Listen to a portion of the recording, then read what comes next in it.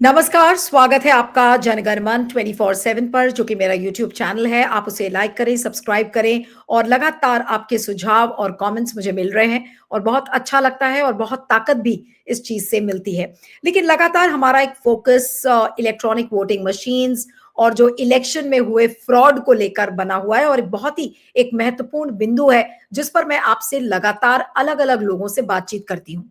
आज बात करते हैं महाराष्ट्र के गांव की, जिसका नाम है मरकड़वाडी और ये गांव है मालशिराज असेंबली कंस्टिट्यूएंसी का। महाराष्ट्र की एक कंस्टिट्यूएंसी है जहां पर लगातार शरद पवार की एनसीपी जीतती हुई आई है। इस बार गांव के लोगों को लगा कि जीता जो बीजेपी का कैंडिडेट है वो जीता, सॉरी, जो जीता है उसका जो जीतने का मार्जिन है वो बहुत कम है। इसलिए गांव वालों को ये लगा कि इस बार ईवीएम में जरूर छेड़छाड़ हुई है, क्योंकि बहुत ज्यादा मार्जिन से वो व्यक्ति जीतता था। तो ज्यादा मार्जिन से जीत नहीं जीता, इस वजह से गांव वालों के दिमाग में शक आया और उस शक की बिना पर पूरे गांव ने ये सोचा कि अब हम एक मॉक पोल बैलेट पेपर से करते हैं, यानी कि अपने स्तर पर हम एक बैलेट पेपर से वोटिंग पूरे गांव से कराएंगे, जिससे हमें ये पता चलेगा कि ईवीएम में छेड़छाड़ हुई है नहीं हुई। लेकिन इस गांव में क्या हुआ? इस गांव में पैरामिलिट्री फोर्सेस को भेज दिया गया, यानी कि जो केंद्रीय जो पैरामिलिट्री फोर्सेस हैं उनको भेज दिया गया। पुलिस की तैनाती वहां पे कराई गई, गांव में कर्फ्यू लगा दिया गया और उस मॉक पोल को कैंसिल कर दिया गया, क्योंकि राजीव कुमार को डर यह था कि अगर आज एक गांव ने इस बात को प्रूव कर दिया कि ईवीएम से छेड़छाड़ हुई थी, तो फिर ये तो एक पैंडोरास बॉक्स खुल जाएगा। यानी कि आज एक गांव खड़ा हुआ था, कल पूरे देश में कई ऐसे गांव खड़े हो जाते जो कि ईवीएम के जो गड़बड़ी है उसको उजागर करने के लिए इस तरीके के मॉक पोल्स करवाकर और बैलेट पेपर पर बात करने लगते। तो इस डर से केंद्रीय बल को वहां लगाया गया और वहां पर गांव में कर्फ्यू लगा दिया गया। जब लोग वहां पर खड़े रहे वोट डालने के लिए, तो उनको वोट नहीं डालने दिया गया। लेकिन सवाल ये उठता है कि आज ये इतना बड़ा एक जन आंदोलन शुरू हो रहा था, उस जन आंदोलन को बिल्कुल खत्म कर दिया गया। खत्म ही नहीं, बिल्कुल जैसे कहते हैं कि जूतों से किसी चीज को दबाकर मार दिया जाता है, आज वो काम हुआ है। और आज इस चीज की नजर पूरे दुनिया के प्रेस में इस चीज को लेकर आज आई एम श्योर इसको लेकर चिंतन होगा, मंथन होगा कि जो भारत का चुनावी लोकतंत्र है वो कहां जा रहा है और ईवीएम्स में अगर गड़बड़ियां हो रही हैं तो कैसे ठीक हो सकती हैं। ईवीएम में क्या वाकई में गड़बड़ी होती है, अगर तो कैसे होती है। इस चीज को बताने के लिए एक शख्स है जिससे मैं आपको अभी मिलवाऊंगी। उनका नाम है माधव अरविंद देश पांडे और ये टेक्निकल एक्सपर्ट है, ईवीएम के एक्सपर्ट माने जाते हैं। और इनकी एक खासियत और भी है कि इन्होंने ओबामा, जो बराक ओबामा का जो एडमिनिस्ट्रेशन था उसके साथ भी काम किया है। तो आज मैं मिस्टर देश पांडे का स्वागत करती हूं अपने इस यूट्यूब चैनल पर। Thank you so much mister Desh Pandey for joining. Thank you very much, it's a real pleasure to have you on my platform.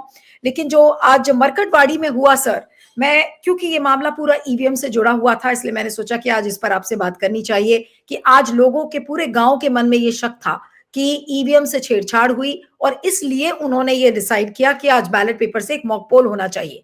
लेकिन आज ये मॉक पोल नहीं होने दिया गया। तो ईवीएम के खिलाफ जो लड़ाई है या ईवीएम की के खिलाफ जो मुहिम चल रही है कि उसको हैक किया जाता है, टैंपर किया जाता है, आज ये कितना बड़ा झटका आपको लगता है कि वाकई में उस मुहिम के लिए है? झटका तो जरूर है, लेकिन मुझे पर्सनली ईवीएम के खिलाफ की मुहिम को झटका है।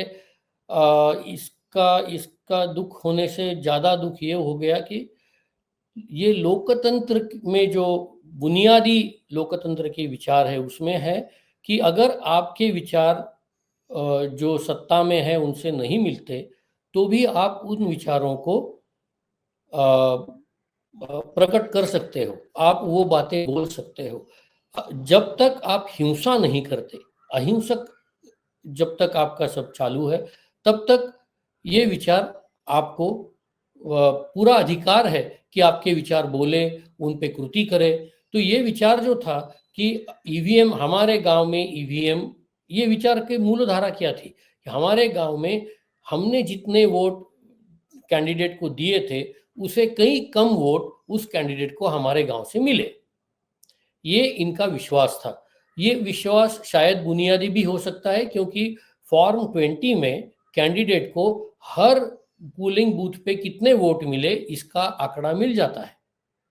तो अगर ये आंकड़ा देख के गांव वालों को लगा होगा कि अरे हमने तो बहुत ज्यादा वोट दिए थे, इसको कम मिले हैं, तो हम उसको साबित कैसे करें? उनके पास तो ईवीएम है नहीं। वो साबित करेंगे तो ऐसा ही करेंगे कि बैलेट पेपर पे चुनाव लो और गिनती करो। और ऐसा है कि इस चुनाव को ये चुनाव आधिकारिक रूप से कोई मायने नहीं रखता। इसमें क्या रिजल्ट आता है इसका कुछ असर किसी भी चीज पे पड़ने वाला नहीं है। तो गवर्नमेंट ने मेरे ख्याल से बड़े दिल से ये कहना चाहिए था, ठीक है आप चुनाव करो, हम आपको आपकी सहायता करेंगे, करो चुनाव, देखते हैं क्या होता है। क्योंकि जो रिजल्ट आता वो जनता के ही हित में होता। ये जो देश है, ये देश राजकीय पक्षों के लिए नहीं है। बिल्कुल। ये देश इंडिविजुअल्स के लिए, हमारे तुम्हारे जैसे लोगों के लिए है, और उसी के लिए उसने काम करना चाहिए। तो ये साबित भी हो जाता, और उससे अगर ये साबित होता कि नहीं जो लोग बोल रहे हैं वैसा नहीं है, ईवीएम में उतने ही मत पड़े हैं जितने ये बैलेट पेपर में पड़े, तो यहां भी दूध का दूध पानी का पानी हो सकता था कि ईवीएम में धांधली नहीं हुई है। लेकिन ये विश्वास अगर नहीं है जो सत्ता में है उनको, तो ये लोकतंत्र के लिए बड़ी अजब घटना है। मुझे बहुत दुख होता है उसका। लेकिन मिस्टर देशपांडे, आपको लगता है कि आज जानबूझकर किसी न किसी डर की वजह से, या कहते हैं जो दाल में काला है इसलिए उस दाल में काले की वजह से आज इस जन आंदोलन को पनपने नहीं दिया गया और वहां पे उस गांव में कर्फ्यू लगा दिया गया? कहना पड़ेगा, क्योंकि हमारे संस्कृत में एक ये कहावत है ना, यत्र यत्र धूम्रा तत्र तत्र वह्नि। जहां जहां आग है वहां धूल दूर तो निकलता ही है, धुआं तो निकलता ही है। धुआं है तो आग है, आग है तो धुआं है। अगर आपके दाल में काला नहीं है तो रुकाने की जरूरत नहीं थी। बिल्कुल। लेकिन मिस्टर देशपांडे, आपसे समझना भी है कि ईवीएम्स को लेकर लोगों के मन में शंका है, डर है कि ये ईवीएम को छेड़छाड़ हो सकती है ईवीएम के साथ। अब अगर ये छेड़छाड़ होती है तो किस लेवल पे करते हैं? अब जैसे मैं एक वोटर हूं, मैं वोट डालकर आ गई, मुझे लगा हमने वीवीपैट स्लिप भी अपनी देख ली, मैंने सोचा कि मैंने किसी एक पार्टी को वोट डाल दिया, मेरा वोट उस पार्टी को चला गया। लेकिन लोगों को मन में ये अब आने लगा है कि भाई मैंने जिस पार्टी को वोट दिया उस पार्टी को वोट नहीं पहुंचा, किसी और को पहुंच गया। अब ये ईवीएम में छेड़छाड़ किस लेवल पर होती है?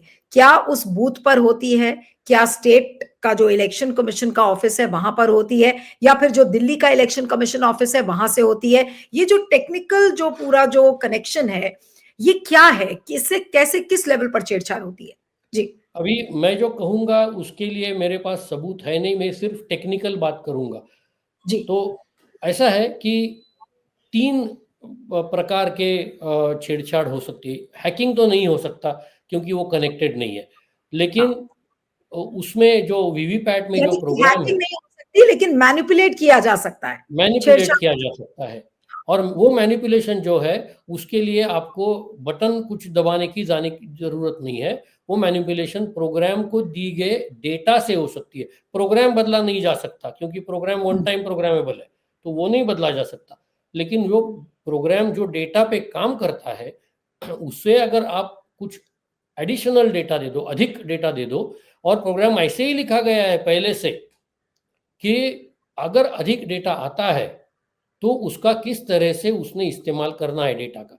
मैं आपको उदाहरण के तौर पे बताता हूँ कि अगर मैंने एक डिस्प्ले बनाया जिसमें जो टेम्परेचर है बाहर का, उसका सेंसर है वो जुड़ा हुआ है, और वो डिस्प्ले में मैंने प्रोग्राम लिख के रखा है। अभी मैं ऐसा प्रोग्राम लिख सकता हूँ जो ट्रांसपेरेंट है, जो बोलता है जो सिग्नल आया उसका जो टेम्परेचर है वो दिखाएगा। मैं ऐसे भी लिख सकता हूँ कि अगर टेम्परेचर 10 या 15 के बीच में है तो उसमें 2 डिग्री कम करके दिखाए, 15 या 20 के बीच में तो उसको 3 डिग्री बढ़ा के दिखाए, 20 के ऊपर गया तो उसमें 1 डिग्री कम करके दिखाए। अभी जैसा डेटा आएगा, डेटा क्या है, टेम्परेचर का सिग्नल जो आएगा वो है, वो डेटा है। जैसा डेटा आएगा वैसा प्रोग्राम का बर्ताव बदलेगा। डिस्प्ले में क्या होना है वो प्रोग्राम डिसाइड करता है। अगर ऐसे इस तरह से हम एडिशनल डेटा, जैसे बोलते हैं कि सिंबल लोडिंग यूनिट जो है SLU, जहां से वीवीपैट में डेटा जाता है, वहाँ ऐसा कहना है इलेक्शन कमीशन का कि सिर्फ इमेजेस है जिसमें हर एक कैंडिडेट का सीरियल नंबर, नाम और चिन्ह है। इसके बजाय उस डेटा के बाद अगर इलेक्शन का डेट और टाइम है और उसके बाद एक आंकड़ा है, 1 होगा, 2 होगा, 3 होगा, 5 होगा, जो कुछ होगा वो आंकड़ा है। और प्रोग्राम ऐसा लिखा गया है कि अगर वो जो एक्स्ट्रा डेटा है उसमें आपको डेट और टाइम मिले तो उसी डेट को उसी टाइम के बाद आपको गलत तरीके से बर्ताव करना है। कैसा करना है वो लिखा हुआ है, उस तरह से बर्ताव करो। वो चाहे ऐसा होगा कि हर तीसरा वोट किसी को दे दो, हर 5वां वोट किसी को दे दो, कुछ भी हो सकता है। और वो किसको देना है, तो वो आखिरी में जो नंबर आया है उस नंबर को देना है। ये हो सकता है, technically this is very very possible. I do not know whether this happens और not because there is no proof क्यों नहीं है? क्योंकि इलेक्शन कमीशन प्रोग्राम का कोड दिखाता नहीं है। इलेक्शन कमीशन आपको किसी मशीन को हाथ लगाने नहीं देता। Election commission symbol loading unit जो है उसको हाथ लगाने नहीं देता। इंडिपेंडेंट टेक्निकल एक्सपर्ट से ईवीएम की आज तक कभी भी जांच हुई नहीं है, न सर्टिफिकेशन हुआ है। वो बोलते हैं हम जो बोलते हैं वो आप सही मानो। ये ऐसे नहीं चलता। अगर मैंने मेरा इनकम टैक्स का रिटर्न भरा और इनकम टैक्स को ऐसा लगा कि नहीं इसमें कुछ गड़बड़ है, तो इनकम टैक्स मेरे पास प्रूफ मांगती है। मैं ऐसे नहीं बोल सकता इनकम टैक्स को मैंने भरा है, आप भरोसा कर लो बराबर है। क्या वो मानेंगे? नहीं मानते। क्यों नहीं मानते? क्योंकि हर एक चीज जो है जो उसको कुछ प्रूफ होना चाहिए। और इस मामले में प्रूफ का जो रिस्पॉन्सिबिलिटी जो है वो उत्तरदायित्व प्रूफ देने का इलेक्शन कमीशन पे है, ना कि जनता पे है। वो बात ऐसे कर दे कि जैसे जनता ने ही जाके प्रूव करना है। जब उन्होंने ओपन चैलेंज दिया था तो सिर्फ पॉलिटिकल पार्टीज को दिया था। भारतीय एक कॉमन इंडियन सिटीजन, कोई भी भारतीय नागरिक जाके उसको चैलेंज नहीं कर सकता था। क्या ये लोकतंत्र जो है वो सिर्फ पॉलिटिकल पार्टीज के लिए चलता है? नहीं, ये तो आम आदमी के लिए चलता है। हम हर एक आम आदमी का उसमें इंटरेस्ट है, द बिगेस्ट स्टेक होल्डर। नहीं, लेकिन मिस्टर देशपांडे आप बिल्कुल सही कह रहे हैं कि भाई नागरिकों का हक है कि अगर कोई चीज उनमें लोकतंत्र में अगर उनको कोई डाउट है और उनका पूरा हक है कि वो चुनाव आयोग से ये सवाल करें। लेकिन चुनाव आयोग ने इतना बंद कर लिया है दरवाजा कि वो पॉलिटिकल पार्टीज से मिलता है, लेकिन पॉलिटिकल पार्टीज को मूर्ख भी बना देता है, उनको बेवकूफ बनाकर उल्टे सीधे उनको जवाब दे देता है। जब नागरिक खड़े होते हैं, जैसे आज मरकटवाड़ी गांव में हुआ, तो नागरिकों की आवाज बंद कर दी गई, वहां पर कर्फ्यू लगा दिया गया। कोर्ट्स हैं, कोर्ट्स भी आपकी सहायता करने के लिए रेडी नहीं है, क्योंकि कोर्ट्स में भी ऐसा लगता है कि वो एक कॉन्स्टिट्यूशनल अथॉरिटी है, तो फिर उसमें वो क्यों मेडल करे। अगर ये अप्रोच है तो फिर चुनावी लोकतंत्र का देश में क्या होगा? ये तो बड़ा क्वेश्चन है और बड़ा दुख होता है ये सब सोच के कि ये जब हमने इंडिपेंडेंस लिया ब्रिटिश लोगों से, इतनी हजारों लाखों लोगों ने जान दे दी इंडिपेंडेंट होने के लिए, उसकी कुछ कीमत नहीं रह गई। अगर ये लोकतंत्र नहीं बचता है तो इंडिपेंडेंस लेके हम क्या करेंगे? तो लोकतंत्र तो बचना चाहिए और उसमें बड़ी जिम्मेदारी जो पार्टी सत्ता में है उसकी होती है, चाहे कोई भी पार्टी हो। किसी एक पार्टी की तरफ मेरा इशारा नहीं है। जो कोई पार्टी पावर में हो उसका ये उत्तरदायित्व है कि वो लोकतंत्र को मजबूत बनाए। और इलेक्शन कमीशन का ये कर्तव्य है, ना कि उत्तरदायित्व, ये कर्तव्य है उनका। उनके ये करने के लिए उनको सैलरी मिलती है, पगार मिलता है, वो भी टैक्स पेयर के पैसे से मिलता है। क्या करने के लिए? जो आम आदमी है उसका और डेमोक्रेसी का रक्षण करना। जो चुनाव होगा वो निष्पक्ष है, पारदर्शी है और भरोसेमंद है, इसका विश्वास हर भारतीय को होना चाहिए। और ये जो ड्यूटी है, ये ड्यूटी सिर्फ इलेक्शन कमीशन की है। अगर इलेक्शन कमीशन ये ड्यूटी नहीं निभाता तो उसको ये बताना कि आप आपकी ड्यूटी नहीं निभा रहे हो, ये ड्यूटी सुप्रीम कोर्ट की है, जुडिशियरी की है। बात अनफॉर्चुनेटली बात ऐसी है कि ना इलेक्शन कमीशन ये कर रहा है, ना सुप्रीम कोर्ट कर रहा है। सुप्रीम कोर्ट तो अभी बोलता है कि हमारे पास इलेक्शन ईवीएम के बारे में आ ही मत जाओ। मैं ये भी मानता हूँ शायद 10 जो चीजें उनके पास आई वो सब गलत थी, लेकिन न्याय संस्था ने ऐसा बोलना कि 10 गलत थी इसलिए 11वीं भी गलत ही होगी, ये न्याय संस्था को शोभा नहीं देता। ये बिल्कुल। उनकी ड्यूटी वो नहीं कर रहे हैं, यही बताता है। न्याय संस्था ने बोलना चाहिए कि हाँ आप आ जाओ, 11 बार नहीं 1100 बार आ जाओ, हम देखेंगे, अगर मेरिट है तो आपको हम एंटरटेन करेंगे। इसीलिए तो वो बैठे, उनको भी सैलरी कहाँ से मिलती है? ये टैक्स पेयर से ही मिलती है ना। टैक्स पेयर यानी सिर्फ इनकम टैक्स पेयर नहीं है, हर एक आदमी जो दूध खरीदता है, हर एक आदमी जो चाय खरीदता है, everybody is a tax payer. आपने तो ओबामा के एडमिनिस्ट्रेशन के साथ भी काम किया है, वहां पर कभी जब कभी आपके समय में ऐसे कोई डाउट्स आए लोगों को लेकर, और वहां पे तो खैर बैलेट पेपर से ही वोटिंग होती है, लेकिन कभी कोई ऐसा कोई डाउट अगर लोगों के मन में आया तो आप लोगों ने वहां पर कैसे टैकल किया था उन इश्यूज को, और दो भारत चीजें उसको हैं, क्यों नहीं एक कर तो सकता? जी। दो चीजें हैं, एक तो ये अमेरिका में सब जगह बैलेट पेपर से चुनाव नहीं होता। हर एक जो वोटर है उसको चॉइस मिलता है कि हम्म। आपको इलेक्ट्रॉनिक वोटिंग करनी है या बैलेट पेपर से करनी है। एक दूसरा चीज ये है कि पेपर बैलेट पे भी जो वो बैलेट वोट देते हैं तो उसकी गिनती manually only in case of doubt की जाती है, नॉर्मल गिनती ऑप्टिकल स्कैनिंग से की जाती है। तो ये कहना लेकिन गलत है। ये तो नहीं कहा जाता होगा ना कि भाई डाउट्स की कोई जगह नहीं है, you have no reason to doubt. वो नहीं होता, वो नहीं होता। लेकिन ऐसा है कि वहां मैंने क्या किया वो मैं बता नहीं सकता, क्योंकि I have some right. NDAs and other things, understand. So I am sorry. लेकिन उधर अप्रोच बेसिकली ये है कि जो गवर्नेंस है, जो एग्जीक्यूटिव है, वो लोगों के लिए काम करती है। अपने यहाँ अप्रोच ये है कि अगर हम गवर्नेंस में है, अगर हम एग्जीक्यूटिव में है, तो हम पावर में है, यानी हम उसका उपयोग लोगों को परेशान करने के लिए करते हैं, ना ट्रू। कि लोगों को मदद करने के लिए। ये बेसिक डिफरेंस है। लेकिन वो सब अलग, वो सब चीजें अलग।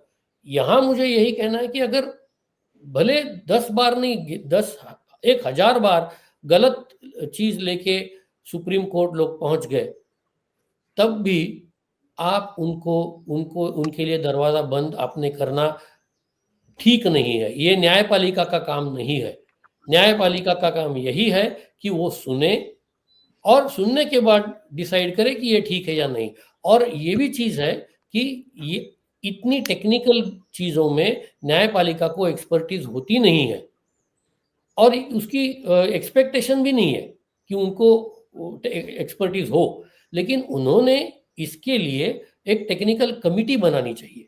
अगर इलेक्शन कमीशन टेक्निक को उनको बोलना चाहिए, तो इलेक्शन कमीशन को बोलना चाहिए कि इंडिपेंडेंट, जिसमें किसी की भी हिस्सेदारी ना हो, ना कि कोई पॉलिटिकल पार्टी की, ना इलेक्शन कमीशन की, ना न्यायपालिका की, किसी की भी नहीं। ऐसी एक कंपनी ढूंढे, ऑर्गेनाइजेशन ढूंढे जो जिसने सॉफ्टवेयर और हार्डवेयर टेस्टिंग का काम किया हो, और उनको बोले कि हाँ हम आपको ये देते हैं, इसका पूरा टेस्टिंग करके जैसे आप चाहो वैसा टेस्टिंग करके हमको रिपोर्ट दे दो, और वो नहीं, रिपोर्ट लेकिन पब्लिश करनी चाहिए। जब आप और हम जैसे लोग इस पर बात करते हैं तो अक्सर ऐसी आवाजों को ये बोल दिया जाता है कि अरे ये तो देश हित में नहीं बात कर रहे हैं, चुनावी लोकतंत्र के खिलाफ बात कर रहे हैं, इस तरीके की बात होती है। तो जब कोर्ट्स भी ऐसी आवाजों को रिकॉग्नाइज नहीं कर रही हैं, तो अब हमारे देश के सामने या जनता के सामने ऑप्शन क्या बचा है? क्योंकि लोग ये कह रहे हैं कि राजीव कुमार चुनाव को चुराने की कोशिश कर रहे हैं। The mandate is being stolen by the election commission. Now when there are allegations like this, अब पब्लिक को क्या करना चाहिए? मेन चीज ये। देखिए, पब्लिक का एक्टिव रोल तो, जैसे मैं तो कोई पॉलिटिशियन नहीं हूँ, ना मैं उस तरह का सामाजिक कार्यकर्ता हूँ जो जो जाके ग्राउंड पे काम करे। बीच बीच में जाता हूँ मैं कहीं मदद करने के लिए, लेकिन उसको सामाजिक कार्यकर्ता मैं तो नहीं समझता। लेकिन अल्टीमेटली डेमोक्रेसी में यही होता है ना कि लोगों को, अगर लोगों की आवाज़ सुन नहीं जाती, तो लोगों को आंदोलन ही करना पड़ता है। लेकिन मेरी इच्छा ऐसी है कि ये बला न आए। मेरी इच्छा ऐसी है कि न्यायपालिका, those parties in power, whether in state और एट सेंटर, और इलेक्शन कमीशन, ये सब नौबत आने से पहले ही ये जो इलेक्ट्रॉनिक इलेक्शन सिस्टम हमने खड़ी करने की कोशिश की है, जिसमें बहुत सारे सुधार करने की आवश्यकता है, जिनके बारे में बार-बार मैं बोल भी चुका हूँ, लिख भी चुका हूँ, और उनको सब ये भी लिख चुका हूँ कि मैं आपके पूरी मदद करने के लिए तैयार हूँ। मेरे जैसे 1 लाख लोग मुझसे भी ज़्यादा जानकारी वाले इस देश में होंगे। उनको बुलाओ, उनके सुझाव ले लो और ये सिस्टम फूल प्रूफ करो, जाकि जैसे मैं बोला वो पारदर्शी बने, ट्रस्टवर्दी बने और जिसमें लोगों का पूरा भरोसा हो। ये सिस्टम बनाना इलेक्शन कमीशन का काम है, और अगर वो बनाते नहीं है तो जुडिशरी को बोलना चाहिए, नहीं तो लोगों को आंदोलन ही करना पड़ेगा, और क्या करेंगे लोग? बिल्कुल। लेकिन एक आखिरी सवाल बस करेंगे, उसके बाद कार्यक्रम को खत्म करती हूँ कि आपको अभी फिलहाल जिस तरीके से चुनाव आयोग का अप्रोच लगता है, तो आपको क्या ये कहना सही होगा कि इस चुनाव के मैंडेट को चुराया जा रहा है उनके, और उनके मन में चोर है, इस वजह से ये लोग ट्रांसपेरेंट नहीं है, जैसा सब सोच रहे हैं? ये दूसरी चीज़ तो बिल्कुल सही है कि उनके मन में चोर है इसलिए ट्रांसपेरेंट नहीं है। जिसके पास कुछ होता नहीं छिपाने के लिए वो कोशिश भी नहीं करता, और जिसके पास है कुछ छुपाने के लिए वो कोशिश करता है। ये तो सीधी बात है। तो और ये भी है कि जब तक आप उसको ट्रांसपेरेंट नहीं बनाते, तब तक लोग बोलते रहेंगे, और आपको ये अधिकार नहीं होगा कि जो बोल रहे हैं वो गलत बोल रहे हैं ऐसा कहने का। वो साबित करना, अगर मैं कुछ बोल रहा हूँ ये गलत है, तो ये मैं गलत हूँ ये साबित करना, ये इलेक्शन कमीशन की ज़िम्मेदारी है, क्योंकि उन्होंने कुछ पब्लिक किया ही नहीं है। तो मैं जो कुछ बोलूँगा वो गेस वर्क ही होगा ना, जो पॉसिबिलिटीज़ है वही मैं बोलूँगा। वो पॉसिबिलिटीज़ नहीं है ये एस्टैब्लिश करना, ये ये उसका प्रमाण देना, ये इलेक्शन कमीशन का काम है, और बिल्कुल। वो उन्होंने करना चाहिए। हाँ, बहुत-बहुत शुक्रिया mister Deshpande, thank you so much for joining on my channel. Thank you. Thank you.